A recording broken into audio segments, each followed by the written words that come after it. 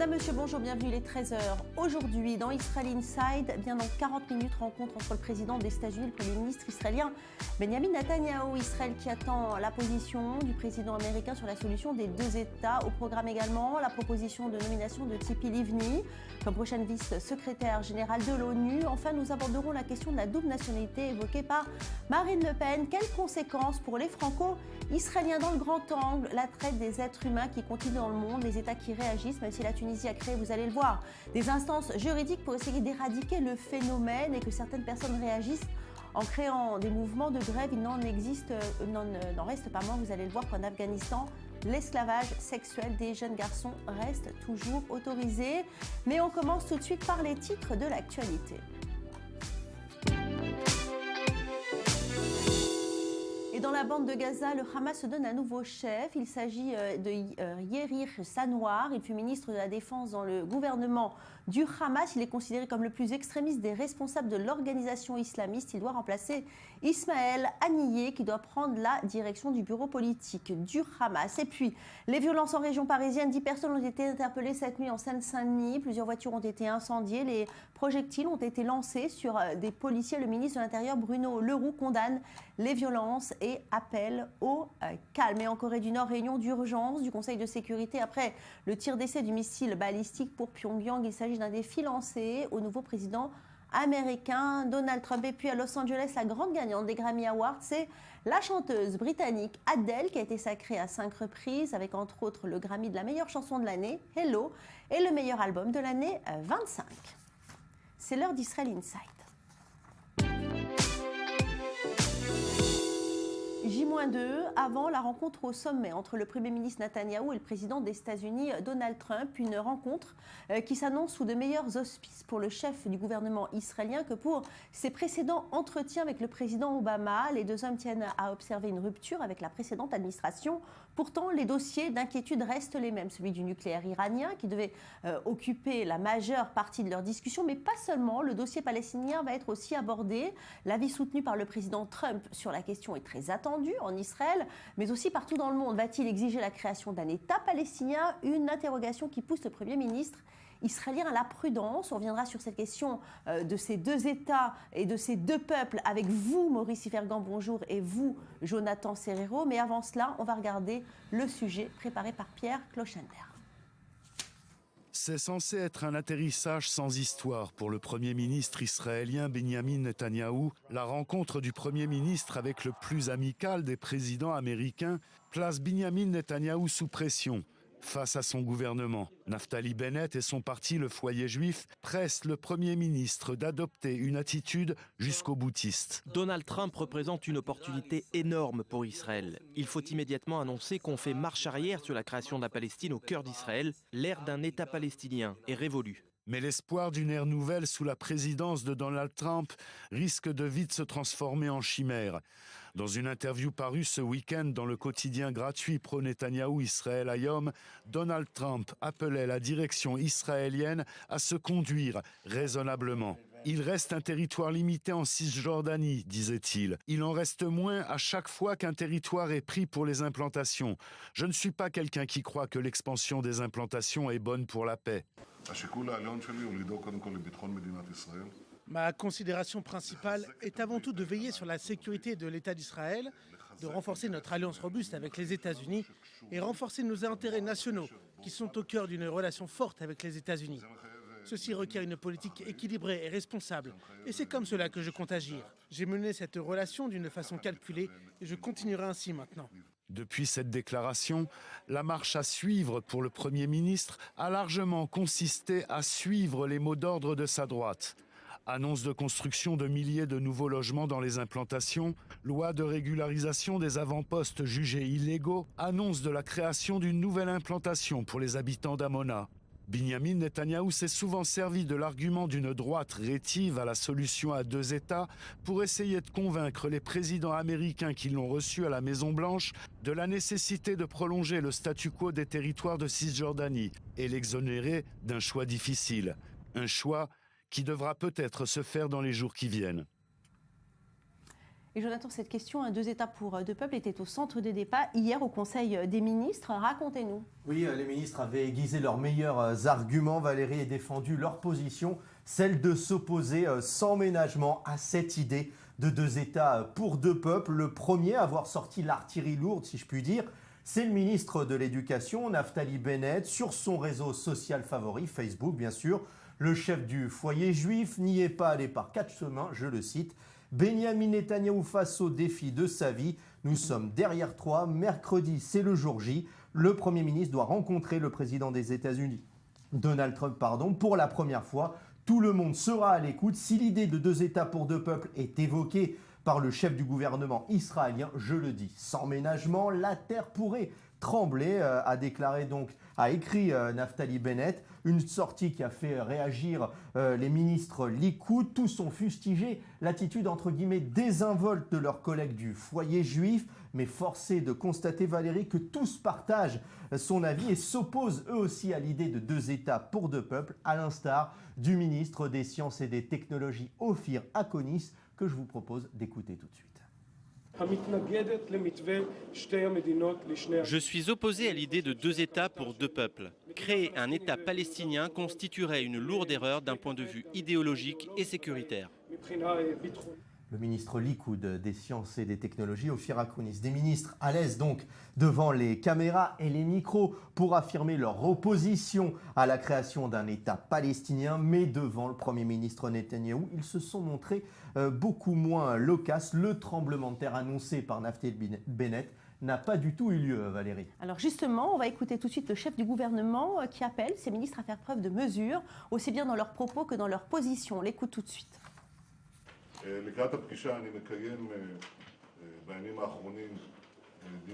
Avant cette rencontre, j'ai mené plusieurs entretiens avec l'appareil sécuritaire et avec les bureaux de la diplomatie.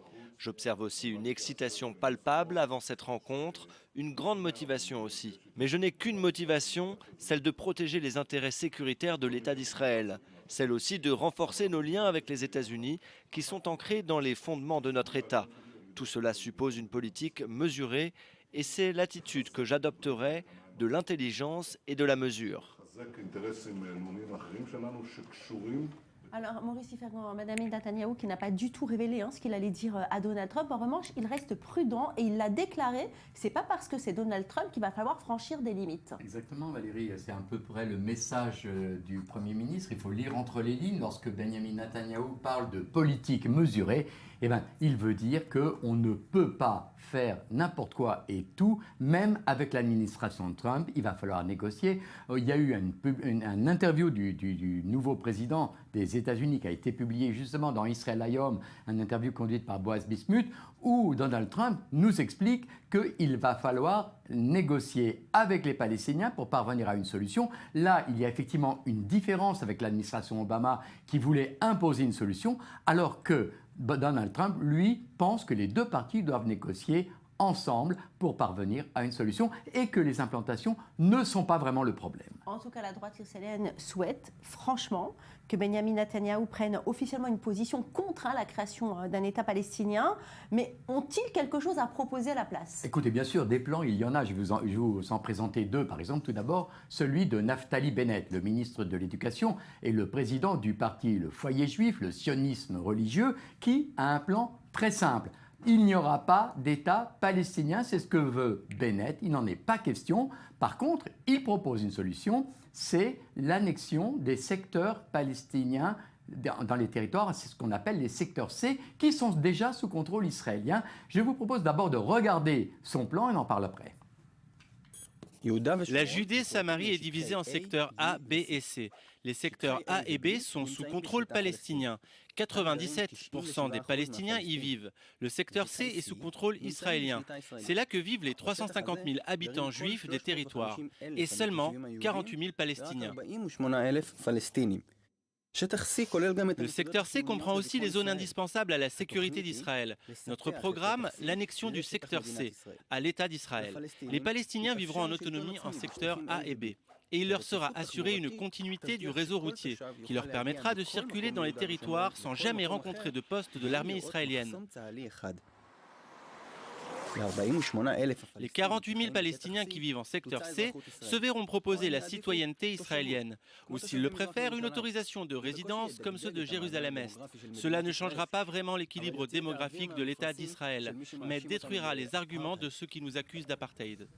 Voilà, alors le plan est magnifique. Le seul problème, c'est qu'il existe une autorité palestinienne et faudra-t-il encore négocier ce plan avec l'autorité palestinienne pour annexer ces territoires C. Là, le problème se pose. Deuxième possibilité, celle qui est présentée par le ministre de la Défense, Avigdor Lieberman, de Israël Beitenu, un parti de droite traditionnel, disons. Il faut préciser, avant que je vous explique son plan, que Avigdor Lieberman lui-même vit dans une implantation et donc dans les territoires. Et donc, lui, il a une idée toute simple. Il veut un État d'Israël sans population palestinienne et une Palestine sans population israélienne. C'est-à-dire que finalement, ce que propose Avigdor Lieberman, vous allez l'entendre tout de suite, c'est un échange de territoires. Là où il y a des Palestiniens, ça sera la Palestine. Là où il y a des Juifs, en majorité, eh ben, ce sera Israël. Écoutez-le.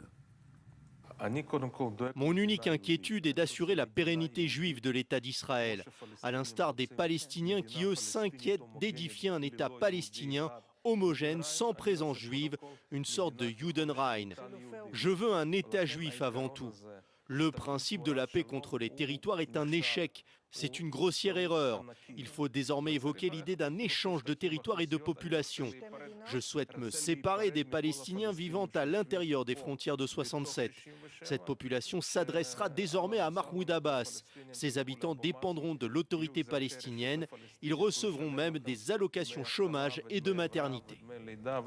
Mais Jonathan Serrero, il existe quand même une troisième possibilité, et c'est d'ailleurs la version officielle, puisque c'est lors d'un discours en 2009 à l'université de Bar-Ilan que Benyamin Netanyahou proposé cette solution-là. Expliquez-nous. Oui, il faut quelque peu restituer le contexte de cette année-là. Nous sommes donc le 14 juin 2009. Benyamin Netanyahou vient de faire son retour au poste de Premier ministre à la Maison-Blanche. Barack Obama, lui, vient lui aussi de s'installer à la Maison-Blanche. Et le ton du président américain envers Israël est beaucoup moins amical que celui emprunté par George W. Bush ou que celui aussi emprunté par Donald Trump. Le chef d'État américain exige alors la création d'un État palestinien. Il presse Benyamin Netanyahou de trancher et de lui soumettre un plan. C'est chose faite le 14 juin 2009 au centre Begin Sadat de l'université de Bar-Ilan à Ramat Gan.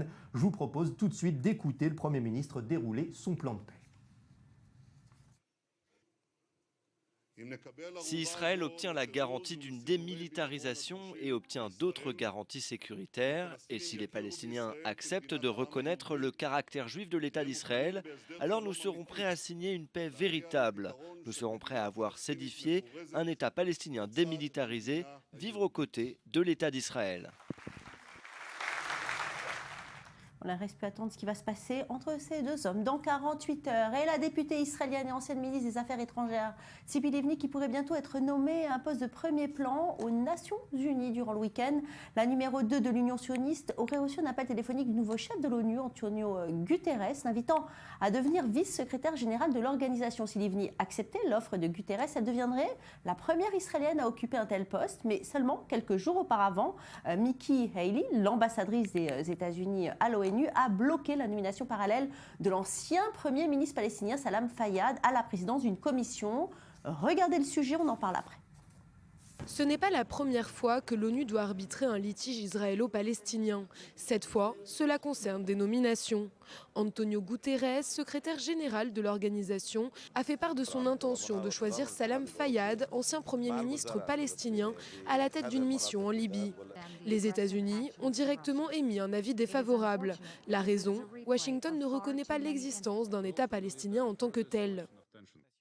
Les États-Unis ne reconnaissent pas actuellement un État palestinien ou ne soutiennent pas le signal que cette nomination enverrait aux Nations Unies. Depuis trop longtemps, les Nations Unies ont injustement favorisé l'autorité palestinienne au détriment de nos alliés en Israël.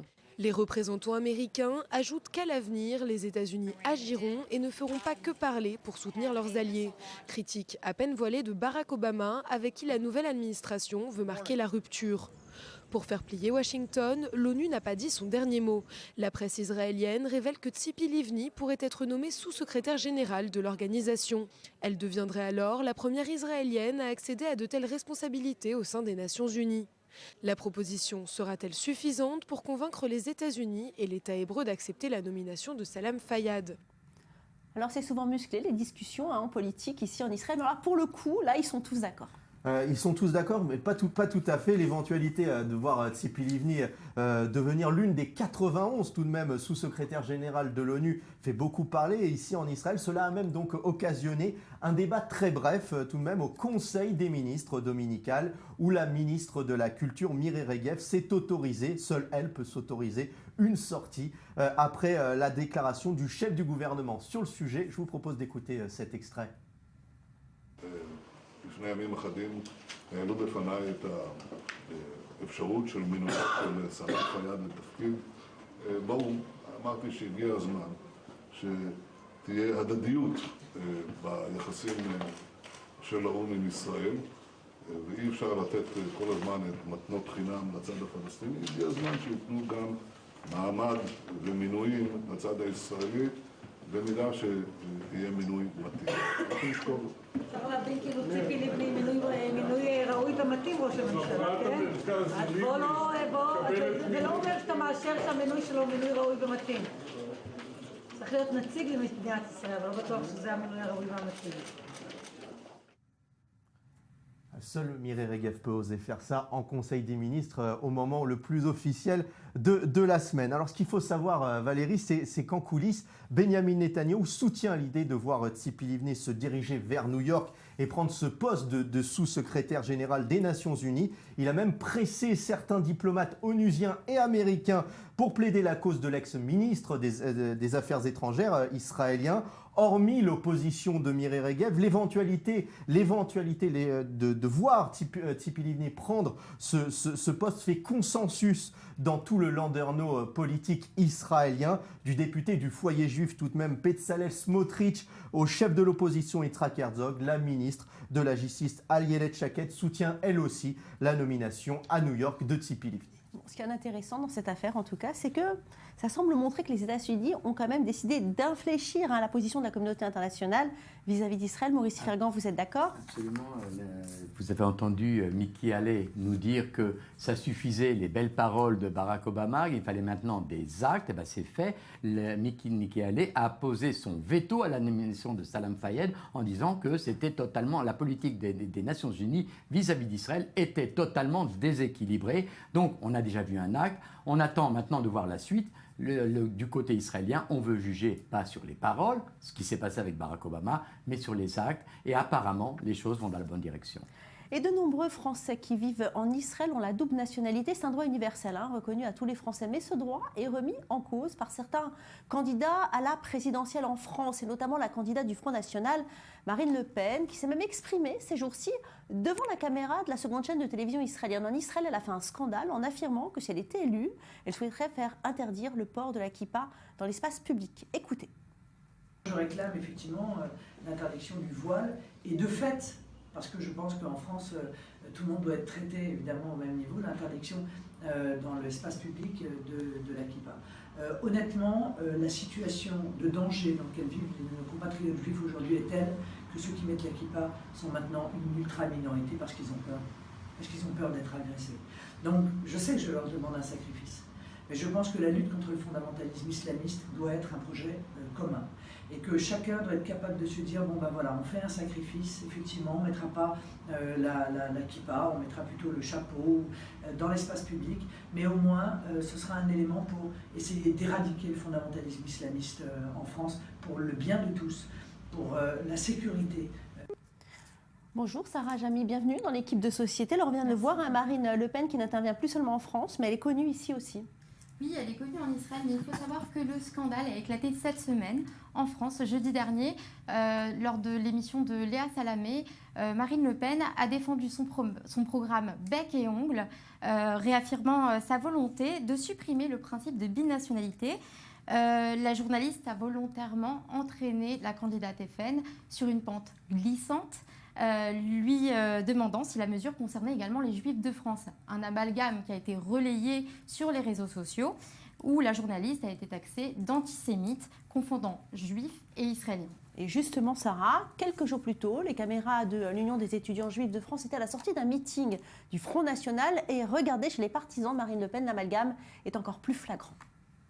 Vous êtes qui, les étudiants juifs de France? Non, moi je suis un habitant de Hayange, alors c'est mes camarades. Moi je suis président de l'Union des étudiants juifs de France. Ouais, c'est bien. Et vous allez faire votre armée, vous la faites où, votre armée en Israël? Mon armée? Ouais. Comme vous allez faire la guerre en Israël, non? C'est ça? Comme la plupart des juifs en France. Alors monsieur, je suis citoyen français. Oui, mais je ne fais pas l'armée. Vous avez la double nationalité? Vous avez la double nationalité? Non, je n'ai pas la double nationalité. Les 80% des juifs, ils ont la double, non? Qui vont faire leur armée là-bas. Même les juifs, ils ont même plus que la double nationalité, ils ont la triple. Ah oui, Français, israélien et États-Unis. Ah bon, bah c'est magique. Voilà, vous venez faire chier les gens avec votre torche-cul là. D'accord. Torchez-vous le cul avec et rentrez en Israël, ce sera mieux.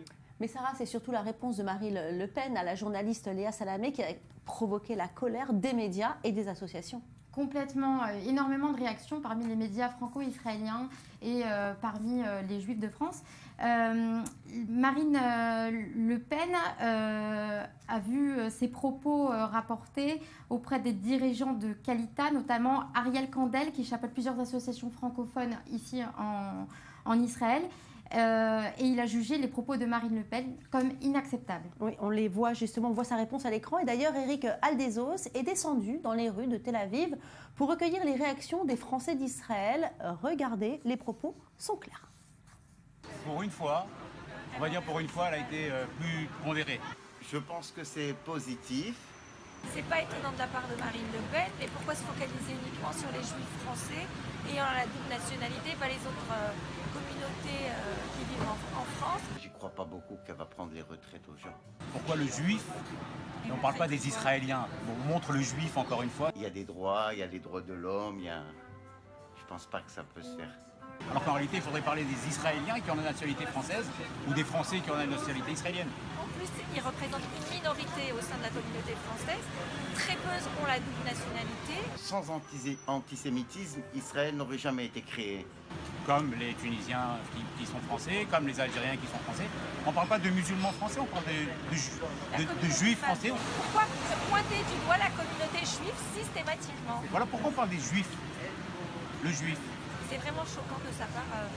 Donc tout ce qui est antisémite, moi je pense que c'est quelque chose de très positif pour Israël. Mais Sarah, cette double nationalité ne concernerait pas seulement les Israéliens. Effectivement, Valérie, on estime que plus de la moitié des Français résidant à l'étranger ne sont pas seulement en Israël et ils représentent 750 000 personnes. Bon, mais qu'est-ce qui fait peur clairement aux Franco-Israéliens? Ce qui fait peur aux Franco-Israéliens, c'est justement ce brouillard. L'inquiétude réside dans le fait qu'on ne sait pas aujourd'hui quelles seront les conséquences d'une telle mesure sur les Franco-Israéliens au niveau des retraites. Est-ce que les personnes qui ont cotisé toute leur vie en France obtiendraient quand même leur retraite? Est-ce que c'est une loi qui serait rétroactive ou est-ce que ça concernerait uniquement les nouveaux immigrants? Qu'en est-il aussi des capitaux? Pourrons-nous déplacer notre argent comme on le désire? C'est vraiment des sujets sur lesquels Marine Le Pen reste assez floue. Bon, mais si elle le veut, elle peut vraiment mettre en place cette suppression de binationalité si elle est élue? Alors oui, la réponse est oui. Marine Le Pen peut complètement prendre cette mesure. Rappelons que Marine Le Pen a quand même un bagage de droit, elle est avocate, elle connaît les lois et elle sait qu'un chef de l'État est en mesure d'appliquer cette suppression de la binationalité. Parce que justement, Maurice Yvergan, est-ce que vous pensez que c'est dissociable la nationalité justement et la religion? Est-ce qu'on peut dissocier juifs et Israël?